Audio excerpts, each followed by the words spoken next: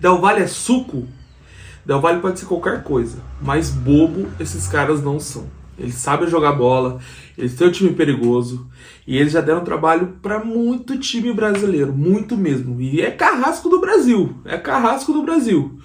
Esse é o tema de hoje, esse é o Hype Cut. Se você gostar do vídeo, deixa seu like, comenta aí no final. Vamos pro vídeo. Tema Del Valle. Del Valle, cara, é o pior time que a gente podia pegar, a gente pegou. Essa é a verdade.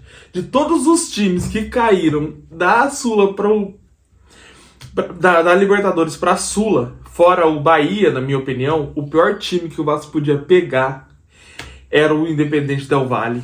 E o Vasco pegou. A gente vai jogar contra esse time. Altitude de 2.850 metros acima do mar. Cara, não vai ser um jogo fácil, não. A sorte nossa, assim, na minha opinião, é que a gente tem o segundo jogo em São Januário. Então a gente joga o primeiro lá e o segundo joga em casa. E se a gente conseguir segurar algum resultado lá, seria muito interessante pra gente na volta. Mas esse time do Del Valle é um dos candidatos a ser campeão da Sul-Americana. Se eles chegarem com vontade para ganhar esse título, eles são candidatos a vencer sim. Como o Vasco é, como o Galo é, como o Grêmio também é. Então, o time do Del Valle é um time muito perigoso, muito complicado de jogar. A altitude joga muito a favor deles, eles sabem usar isso muito bem. Anos anteriores, os caras já deram trabalho pra Flamengo, já deram trabalho pra Corinthians, já deram trabalho pra um monte de gente. Sempre que pega brasileiro, eles dão trabalho. Sempre. Nunca é uma classificação fácil para um time brasileiro. E a gente teve a sorte de pegar o Del Valle. Um dos piores times que a gente podia pegar. Mas o que a gente pode tirar de bom dessa história? O nosso time vai ter tempo para se organizar, vai ter tempo para treinar durante o Super Mundial. A gente vai ter um mês de intertemporada, onde o time pode se acertar. As ideias do Diniz podem fazer mais efeito no time. O time já assimilou muito bem as ideias do nosso treinador, muito bem mesmo. Mas ainda tem muita coisa para melhorar e eu acho que a gente pode melhorar muito mais ainda a partir de agora. Então, quando a gente parar, a gente tem mais 2 jogos agora, né? Contra o Bragantino em casa e contra o São Paulo fora. Aí a gente encerra esse início de temporada, né? Esse início de Brasileirão, vai pro Super Mundial, fica um mêsinho ali treinando. E aí durante esses treinamentos, depois a gente volta a jogar contra os caras. A gente vai fazer uma intertemporada muito interessante mesmo. É porque o nosso time, cara, tá muito cansado, tá? Você vê que os caras estão desgastados. E tem um dado muito interessante, que os times que estão surpreendendo no Brasileirão, Ceará, Mirassol, todos esses times, têm muito menos jogos do que Vasco, do que Vitória, do que Sport. O único que não tá surpreendendo, mas também não tem tanto jogo assim, é o Santos. O Santos tá com menos jogos e tá lá embaixo. Mas aí é um outro tema, outra coisa. Mas esses outros times, cara, os times estão... O Bragantino também caiu na Libertadores lá e não teve mais jogo depois disso. Então tá só com a Copa do Brasil Brasileirão, os caras estão mais descansados. Os caras teve tempo para dar uma descansada. No caso do nosso time, por exemplo, a gente tá em 3 competições, a gente chegou na semi do Carioca, a gente jogou o início da Copa do Brasil. Então, cara, é muito jogo, nosso time tá cansado. O Fortaleza, que a gente ganhou, jogou mais do que a gente. E os caras estão mais cansados ainda. Inclusive, ontem os caras deram uma mancadinha aí, né? Era só ganhar que passava e os caras perderam. E ainda assim conseguiram classificar. Isso é muito louco. Os caras perderam e classificaram porque o time não ganhou. Isso aí também os caras deu uma dose de sorte, né?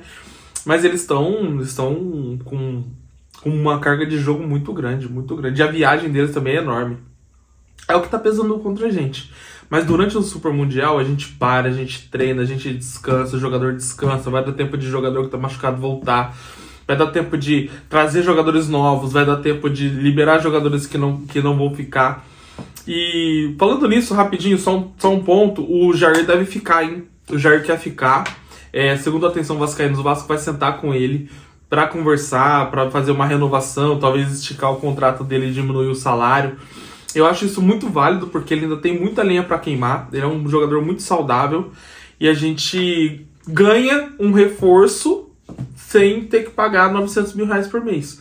Então, sei lá, se diminuir o salário do cara para 600 mil, para 500 mil, beleza, velho. Olha aí, ó. Olha a redução que a gente tem por mês.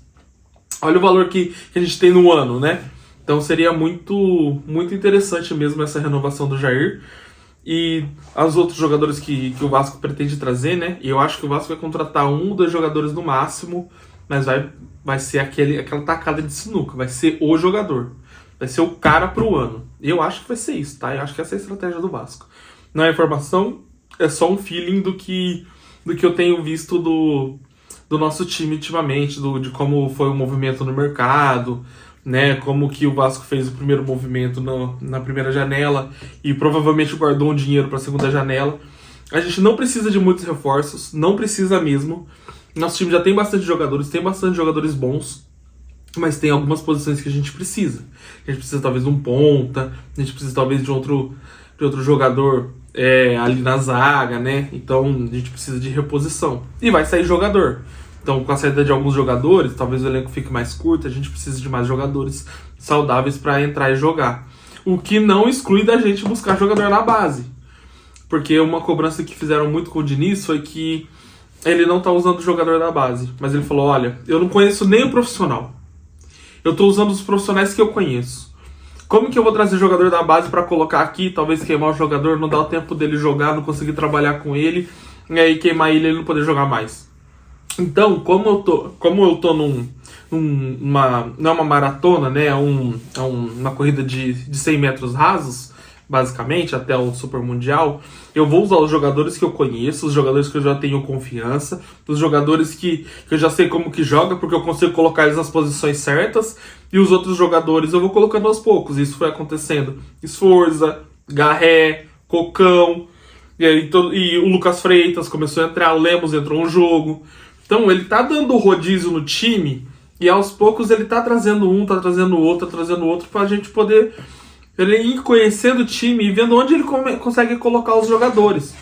Se a gente for ver, o Garré contra o Melgar, ele não entrou na posição de ponta esquerda. Ele entrou no meio e ele jogou muito bem no meio, porque você vê que ele é um articulador e dribla também, né? Mas ele não é o cara da velocidade, é igual o Nuno. O Nuno não é o cara da velocidade, o Nuno é o cara da aproximação. O que está acontecendo com o Nuno? O Nuno deu uma caidinha de rendimento nos 2 últimos jogos. Mas se você for reparar, por que ele está caindo de rendimento? Porque ele está pegando a bola e está tendo que dar um sprint contra o zagueiro. E ele não tem essa velocidade, ele não aguenta. Pode ser que no começo de temporada e tal ele consiga. Mas ele veio de uma temporada inteira na Europa, não fez a pré-temporada e já veio pro Vasco. Então ele já seguiu o jogo e ele tá seguindo 2 temporadas. Ele tá em 2 temporadas seguidas. O jogador, ele vai ficar desgastado. Ele não vai correr igual. Ele vai cansar. E você vê que o Nuno tenta dar aquele pique e o zagueiro sempre alcança ele, o lateral sempre alcança ele. Mas quando ele tem aquele jogo de aproximação, como por exemplo foi o gol do Ryan, que o Ryan dá esse sprint forte, ele derruba o zagueiro, o lateral fica pra trás, ele sempre ganha na corrida, mas o gol que ele fez não foi na corrida, o gol que ele fez foi na aproximação. Ele parou, encarou o zagueiro, 3 zagueiros em volta dele, ele deu um tapa pro Coutinho e correu pro meio. A hora que ele correu pro meio, ele pegou a bola livre, ele dominou a bola e chapou. Golaço. Isso é muito do jogo da aproximação, que é o que acontece com o Nuno, que o Nuno, foi como o Nuno fez o gol lá contra o Fortaleza também, no começo do jogo e tá a mesma coisa. Ele foi um escanteio, ele pega a bola, toca a bola, acho que é pro Hugo Moura, toca no Coutinho, depois toca no Hugo Moura devolve pra ele chapa no cantinho também, até muito parecido com o gol do Ryan. Por quê? Porque ele pegou a bola livre dentro da área livre, chutou. É isso, sem marcação, tentar chapa. E os caras fizeram certo. Só que no caso do Nuno, ele não tem a velocidade também pra correr no fundo e ganhar do zagueiro.